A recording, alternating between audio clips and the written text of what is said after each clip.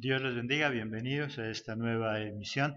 Para hoy nos corresponde Éxodo capítulo 36 y nuestro tema de hoy, logrando grandes cosas. Dios nos creó de acuerdo a su imagen y semejanza y eso nos hace ya importante. Recordemos que Jehová Dios es un Dios de éxito, es un Dios poderoso, es un Dios victorioso, es un Dios único y si nosotros somos hechos a su imagen y somos hechos a su semejanza, significa que somos parecidos a Él, significa que tenemos sus características y eso ya nos hace importantes.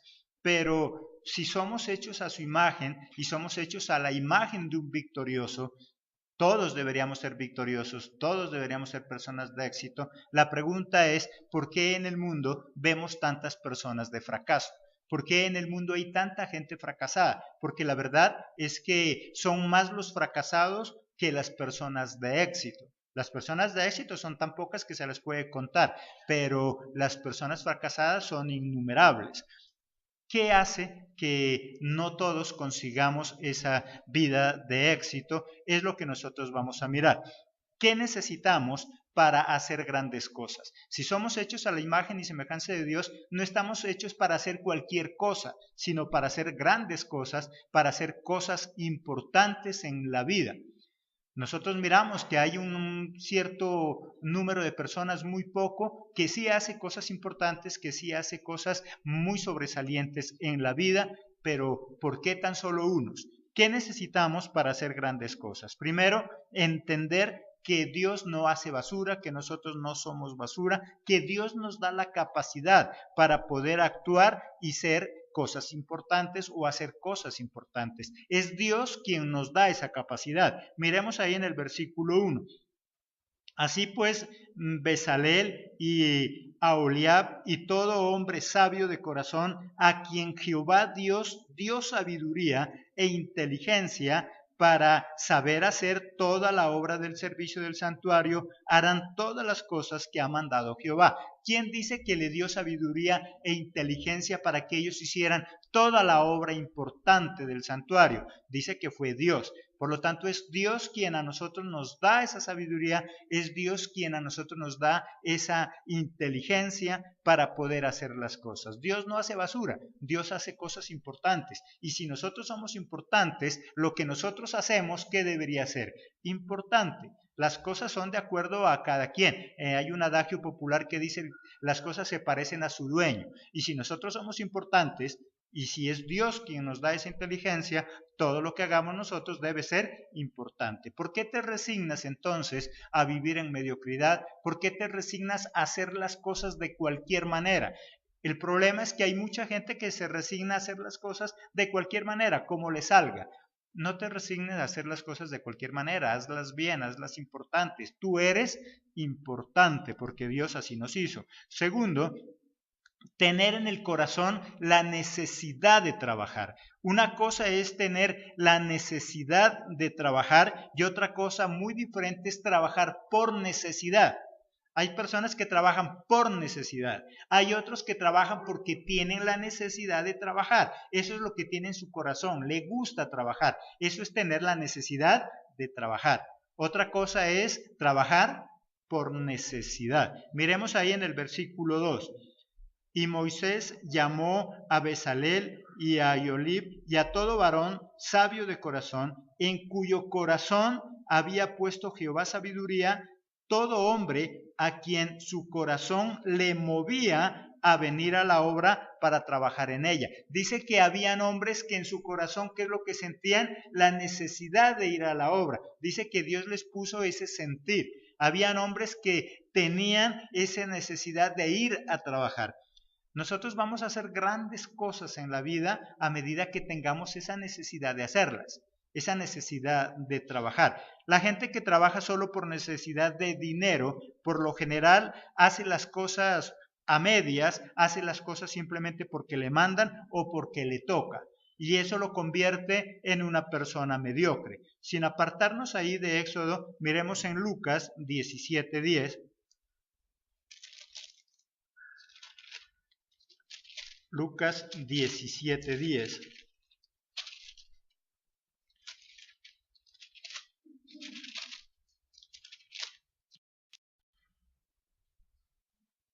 Así también vosotros, cuando hayáis hecho todo lo que os ha sido ordenado, decid, siervos inútiles somos, pues lo que habíamos de hacer es lo que hicimos. La palabra de Dios dice que cuando tú y yo, cuando nosotros hacemos las cosas simplemente porque nos toca, somos inútiles.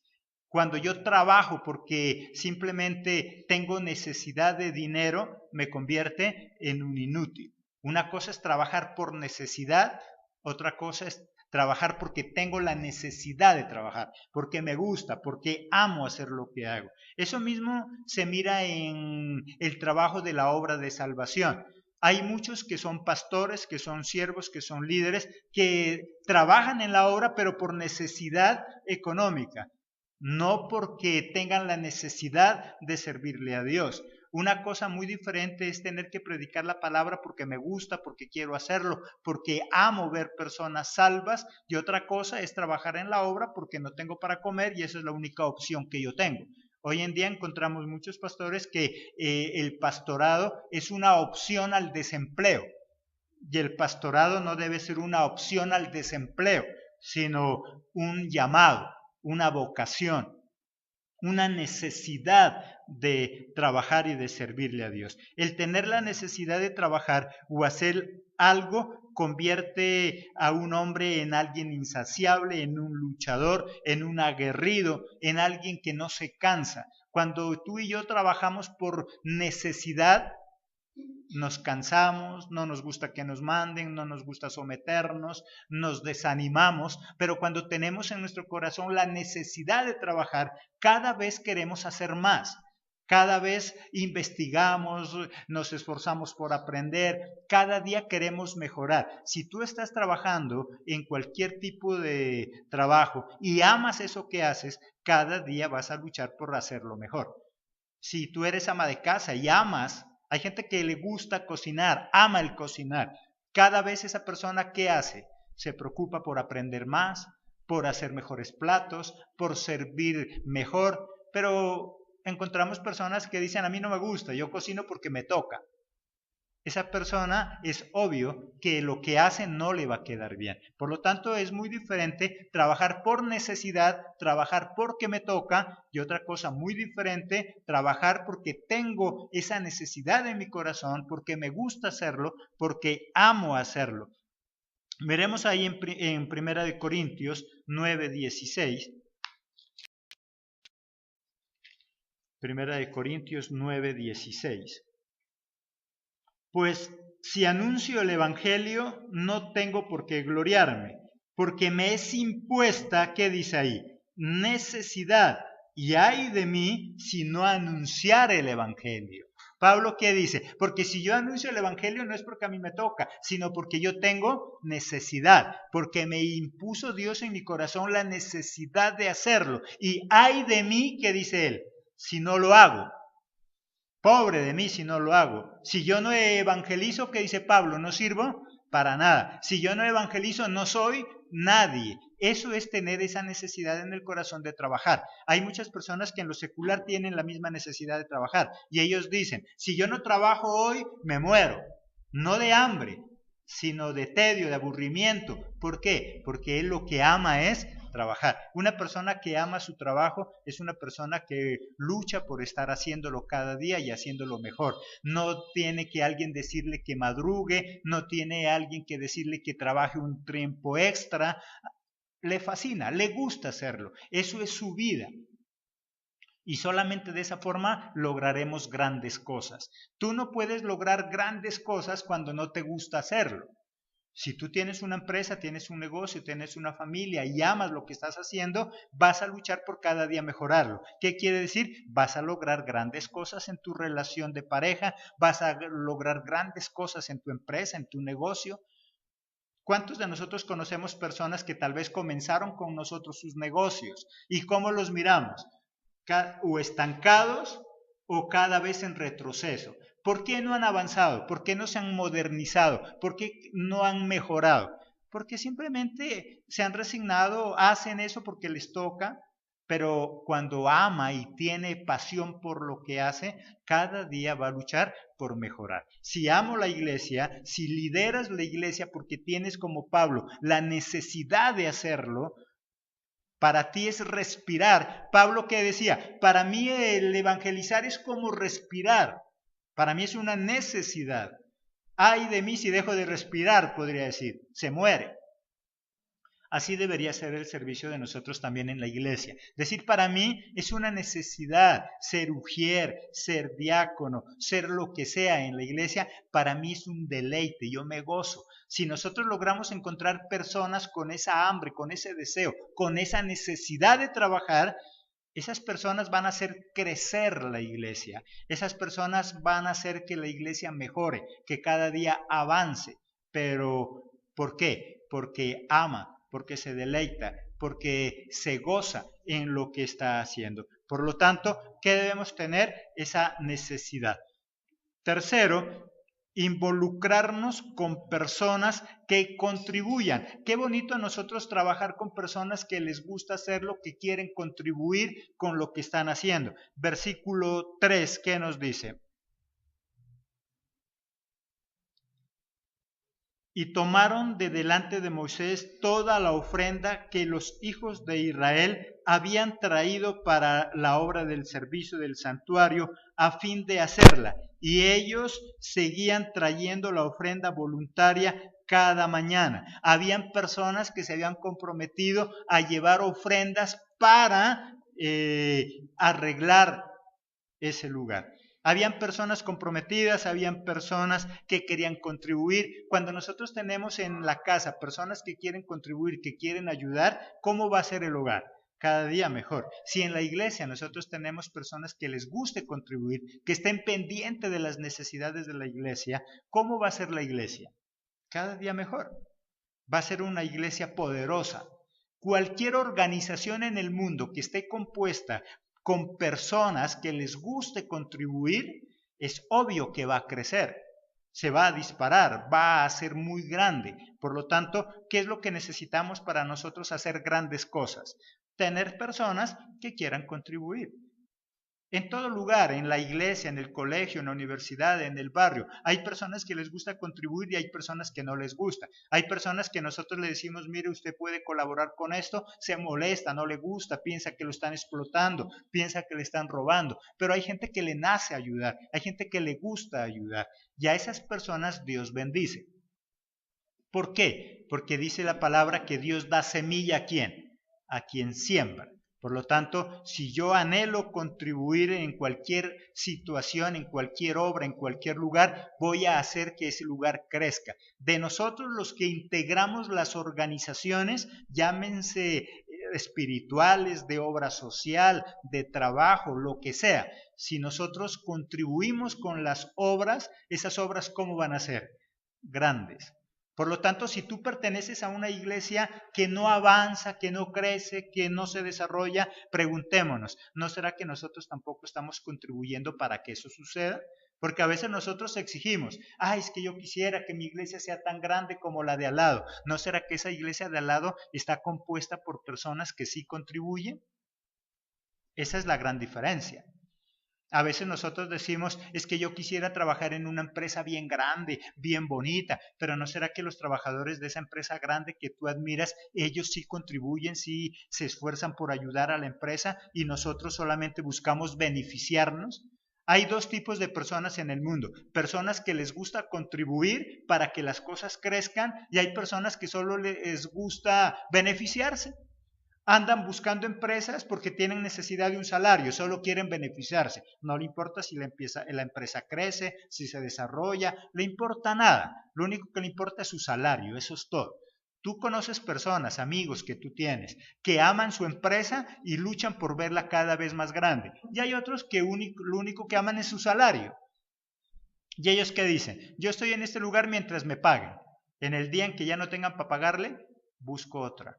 Porque simplemente él trabaja por necesidad, mas no es su necesidad trabajar. Debemos tener la necesidad de trabajar, más que trabajar por necesidad, tanto en lo espiritual como en lo secular. Que tú tengas la necesidad de venir al templo, que tú tengas la necesidad de quererle servir a Dios. Y otra cosa muy diferente, que yo venga a la iglesia porque tengo necesidad, porque quiero un milagro, porque quiero que Dios me dé plata, porque yo quiero que Dios me sane. Eso es venir a la iglesia por necesidad. Pero cuando yo quiero venir a contribuir y a servir, eso es congregarme porque tengo la necesidad. Y que nosotros digamos, el día en que yo no me congregue, ay de mí. El día en que yo no evangelice, el día en que yo no discipule, ay de mí. Porque para mí el discipular, el evangelizar, el enseñar es como respirar. Es una necesidad. Cuarto, entonces, siendo y consiguiendo personas generosas en sus aportes. Versículo 5. Y hablaron a Moisés diciendo, el pueblo trae mucho más de lo que se necesita para la obra que Jehová ha mandado que se haga. ¿Qué tipo de personas habían en ese lugar? Personas que eran tan generosas y que contribuían con tanto amor, que ¿cuál era la queja? Mira, es que la gente está trayendo mucho más de lo que se necesita. Pero nosotros, por lo general, ¿cuál es la queja? Es que nadie trajo nada. Pero les dijeron, sí, a todos. ¿Y cuántos trajeron? No, hoy no vinieron porque sabía que tocaba traer. Pero allá era todo lo contrario, ¿cierto? ¿Qué dice ahí? Leámoslo otra vez.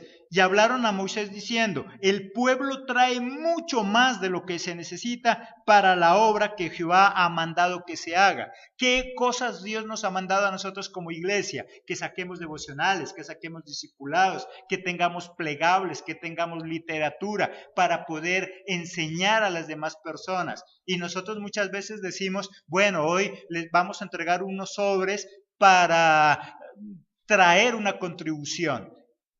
Qué bueno que los sugieres me dijeran, pastor, la gente está trayendo mucho más, está pidiendo otro sobre. La gente dice que esos valores que ha puesto en el sobre son muy poquito, que si puede traer más, pero es todo lo contrario. La gente que dice, no, a mí no me dé sobre, y si lo lleva, nunca lo trae. ¿Así crecen las instituciones? No. Con ese otro tipo de personas sí. Entonces, si yo quiero que mi ciudad, y eso en todo lado, no solamente en lo espiritual, porque a veces nosotros nos limitamos al diezmo, ay no, ya están hablando de diezmo, ya están pidiendo diezmo. No, eso tiene que ver en todo, en lo social. Nosotros queremos que nuestra cuadra sea la más bonita, pero cuando alguien nos dice, mire, el gobierno no tiene plata o si la tiene no la quiere soltar. Aquí la calle ya está cada vez más llena de huecos. ¿Por qué no hacemos algo? ¿Por qué no hacemos una minga? ¿Por qué nosotros mismos no le echamos cemento a esa calle? ¿Qué decimos? Ay, eso le toca al gobierno, allá verán ellos. Y nosotros no hacemos nada. A nosotros nos gusta que los demás hagan cosas por nosotros, pero a nosotros no nos gusta hacer nada. Esa cuadra sería muy hermosa a medida que los que viven en esa cuadra estuvieran dispuestos a contribuir más de lo que le toca. Pero nosotros vivimos de lo mínimo, en la casa, lo que sea. Nuestro hogar sería perfecto, no nos hiciera falta nada si cada uno de nosotros contribuyera más de lo que nos toca. Mi amor, vamos a arreglar esta casa, todos trabajan, cada uno va a dar de a 5,000. Y qué bueno que nosotros la mamá dijera al esposo, papi, mire que les pidió usted de 5 y todos han traído de 20. ¿Qué hacemos? Ah, no, arreglémosla mejor, ¿cierto? Pero como nosotros trabajamos con lo mínimo, ¿cierto? A nosotros nos gusta lo mínimo y por eso vivimos en una vida de mediocridad. Siendo entonces y consiguiendo, siendo generosos y consiguiendo gente generosa. Si la iglesia es gente generosa, la iglesia va a prosperar. Hay gente que dice, es que a mí me gusta la iglesia de allá porque allá todos son prósperos. ¿No será que son generosos y por eso Dios los bendice? A un tacaño y a un michicato por lo general Dios nunca lo bendice, porque dice que Dios da de acuerdo a lo que siembra. Así como siembro, cosecho. Pero hay gente michicata y por eso vive pobre, ¿cierto? Y por eso no prospera. Quinto, esperando que nos detengan y no que nos tengan que empujar. Hay personas a quienes toca empujar, pero hay personas muy activas a quienes hay que detener, hay que decirle, sí, tranquilo, ya vamos a avanzar. Pero hay otros que tú miras para atrás a ver si ya viene y él se ha quedado hace ratos por allá sentado y durmiendo. En el versículo 6 y 7, ¿qué dice? Entonces Moisés mandó pregonar por el campamento diciendo, ningún hombre, ninguna mujer haga más para la ofrenda del santuario. Así se le impidió al pueblo ofrecer más. 7. Pues tenían material abundante para hacer toda la obra. ¿Y qué dice? Y sobraba. ¿Se imaginas tú el día en que el pastor en alguna iglesia tenga que decir en los anuncios, por favor hermanos, voy a hacer un anuncio, no traigan ya más diezmos, por favor, no traigan más ofrendas, que ya no hay dónde meter todo eso? Pero a nosotros nos toca es pagar escondederos a peso para poder cumplir con las obligaciones de la iglesia, porque mientras cada persona viene a orar para que Dios le dé dinero, mientras cada persona viene a orar para que se gane un buen salario, mientras cada vez las personas vienen a orar para que sus negocios sean más prósperos, nosotros damos lo mínimo. Dice que acá la gente no daba lo mínimo, la gente daba más de lo que le tocaba, y era tanto que las oraciones de Moisés y ellos eran diferentes a las de nosotros ahora, ¿cierto? Me imagino que él oraba, Señor, ponles en el corazón que traigan un poco menos, que ya no hay dónde poner. Nosotros es al revés, Señor, tócale el corazón, Señor, que dé un poquito más. Mire que hay que pagar el arrendo, mire que hay que pagar la luz, mire que hay que pagar esto, Señor, tócales el corazón. Moisés no tenía que preocuparse por eso, antes por lo contrario, él dice que todo le sobraba. ¿Cómo no va a crecer así un pueblo? ¿Cómo no va a crecer así una sociedad? ¿Cómo no va a crecer una iglesia? ¿Cómo no va a crecer un hogar? Si en el hogar todos tuviéramos eso.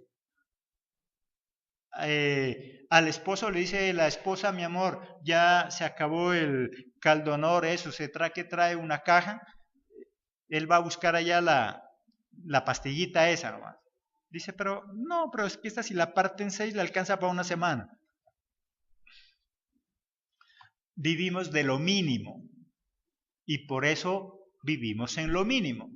Cada quien vive de acuerdo a lo que da. Pero cuando es tacaño, siempre pensamos que nos están robando. La ley de la siembra y la cosecha. Vivir bien y aportar para vivir bien. Los hogares pudieran vivir bien. El problema es que hay mucha gente tacaña, es mucha gente que quiere beneficiarse, mas no quiere contribuir. Y eso se ve en las iglesias, en el hogar y en cualquier lugar. Sexto, siendo sabios en lo que se hace. Versículo 8. Todos los sabios de corazón de entre los que hacían la obra hicieron el tabernáculo de 10 cortinas de lino torcido, azul, púrpura y carmesí, las hicieron con querubines de obra de, ¿qué dice ahí? De obra primorosa. Siendo sabios en lo que se hace. Una persona sabia es aquella que sabe de las necesidades del lugar donde está y por eso contribuye. Una persona sabia es aquella que hace del lugar donde está un lugar cómodo para poder vivir. Hay personas que viven en arrendo. ¿Sabes por qué cada vez a los dueños de vivienda no les gusta arrendar? Porque cada vez que el arrendatario se va, ¿cómo entrega esa casa? Destruida, arruinada, porque son muy pocos los arrendatarios sabios que dicen, mientras yo viva en esta casa es como si fuera mía, por lo tanto la voy a arreglar. La voy a pintar, la voy a organizar.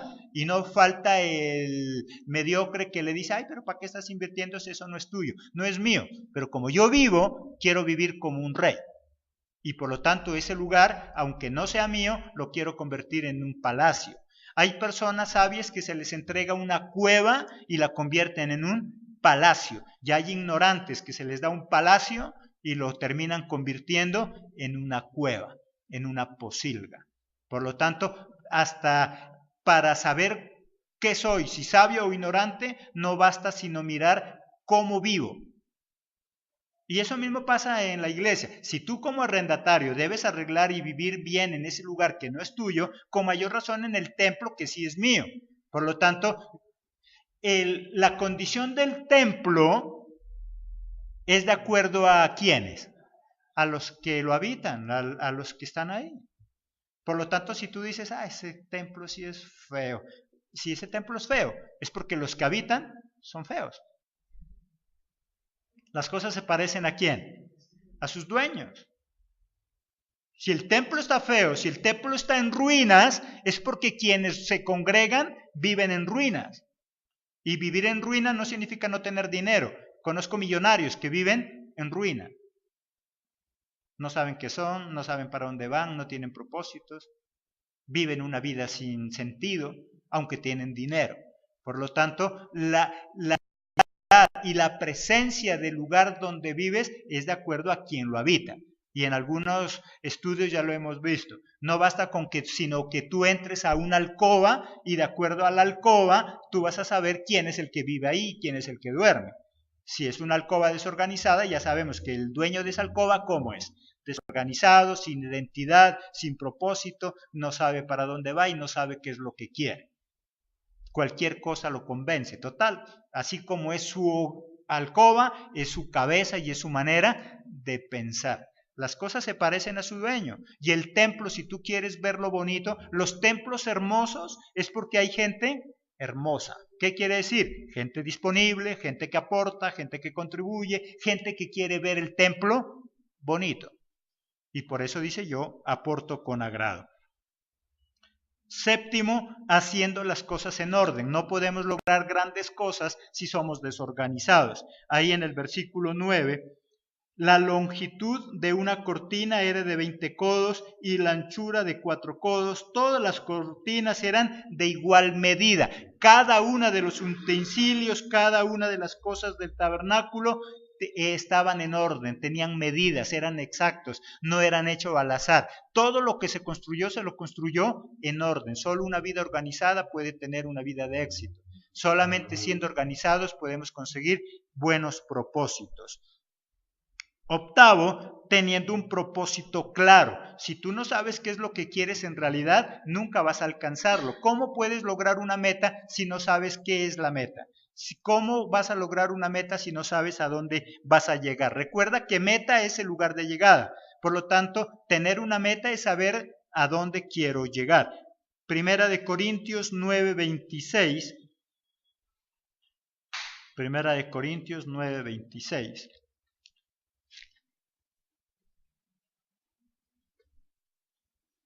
Así que yo de esta manera corro, no como a la aventura, de esta manera peleo, no como quien golpea el aire, porque él dice, yo sí sé para dónde voy, yo sí sé para dónde corro, yo no doy golpes al aire.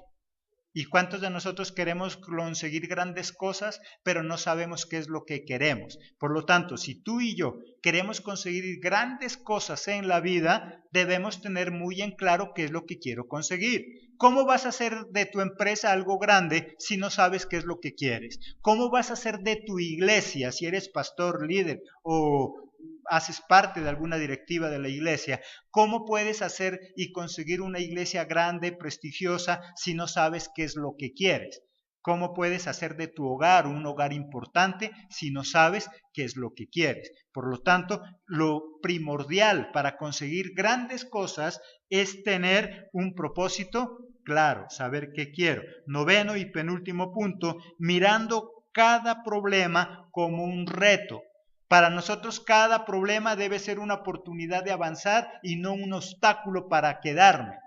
Solamente los que han aprendido a ver los problemas como oportunidades de cambio, como oportunidades de mejoramiento, son los que han logrado grandes cosas. Si tú tienes problemas en tu empresa, entonces mírala como una oportunidad de cambio. Decir, bueno, algo está fallando, ¿qué tenemos que hacer? Alguna cosa tenemos que cambiar. Y si tú miras ese problema de tu empresa como una oportunidad para mejorarla, vas a llegar a conseguir algo muy grande. Si tú miras los problemas en tu hogar como oportunidades para corregir, como oportunidades para cambiar,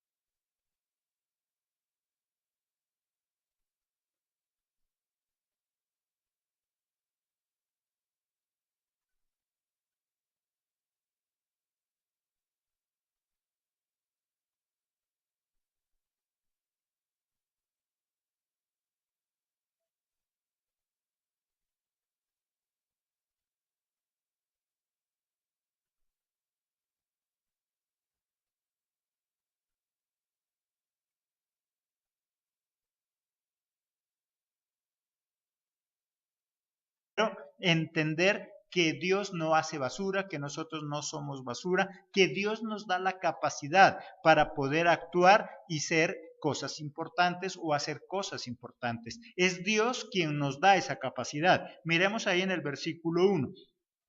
Así pues, Bezaleel y Aholiab y todo hombre sabio de corazón, a quien Jehová Dios dio sabiduría e inteligencia para saber hacer toda la obra del servicio del santuario, harán todas las cosas que ha mandado Jehová. ¿Quién dice que le dio sabiduría e inteligencia para que ellos hicieran toda la obra importante del santuario? Dice que fue Dios. Por lo tanto, es Dios quien a nosotros nos da esa sabiduría, es Dios quien a nosotros nos da esa inteligencia para poder hacer las cosas. Dios no hace basura, Dios hace cosas importantes. ¿Por qué en el mundo vemos tantas personas de fracaso? ¿Por qué en el mundo hay tanta gente fracasada? Porque la verdad es que son más los fracasados que las personas de éxito. Las personas de éxito son tan pocas que se les puede contar, pero las personas fracasadas son innumerables. ¿Qué hace que no todos consigamos esa vida de éxito? Es lo que nosotros vamos a mirar. ¿Qué necesitamos para hacer grandes cosas? Si somos hechos a la imagen y semejanza de Dios, no estamos hechos para hacer cualquier cosa, sino para hacer grandes cosas, para hacer cosas importantes en la vida.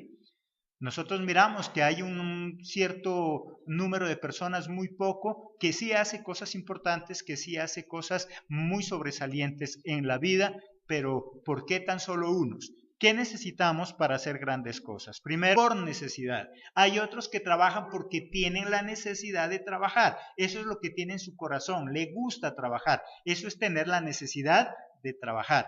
Otra cosa es trabajar por necesidad. Miremos ahí en el versículo 2. Y Moisés llamó a Bezaleel y a Aholiab y a todo varón sabio de corazón, en cuyo corazón había puesto Jehová sabiduría, todo hombre a quien su corazón le movía a venir a la obra para trabajar en ella. Dice que habían hombres que en su corazón, ¿qué es lo que sentían? La necesidad de ir a la obra. Dice que Dios les puso ese sentir. Habían hombres que tenían esa necesidad de ir a trabajar. Nosotros vamos a hacer grandes cosas en la vida a medida que tengamos esa necesidad de hacerlas, esa necesidad de trabajar.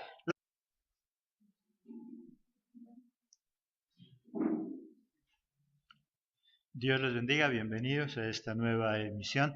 Para hoy nos corresponde Éxodo capítulo 36 y nuestro tema de hoy, logrando grandes cosas. Dios nos creó de acuerdo a su imagen y semejanza, y eso nos hace ya importante. Recordemos que Jehová Dios es un Dios de éxito, es un Dios poderoso, es un Dios victorioso, es un Dios único, y si nosotros somos hechos a su imagen y somos hechos a su semejanza, significa que somos parecidos a Él, significa que tenemos sus características, y eso ya nos hace importantes. Pero si somos hechos a su imagen y somos hechos a la imagen de un victorioso, todos deberíamos ser victoriosos, todos deberíamos ser personas de éxito. La pregunta es, importantes. Y si nosotros somos importantes, lo que nosotros hacemos, ¿qué debería ser? Importante. Las cosas son de acuerdo a cada quien. Hay un adagio popular que dice, las cosas se parecen a su dueño. Y si nosotros somos importantes, y si es Dios quien nos da esa inteligencia, todo lo que hagamos nosotros debe ser importante. ¿Por qué te resignas entonces a vivir en mediocridad? ¿Por qué te resignas a hacer las cosas de cualquier manera? El problema es que hay mucha gente que se resigna a hacer las cosas de cualquier manera, como le salga.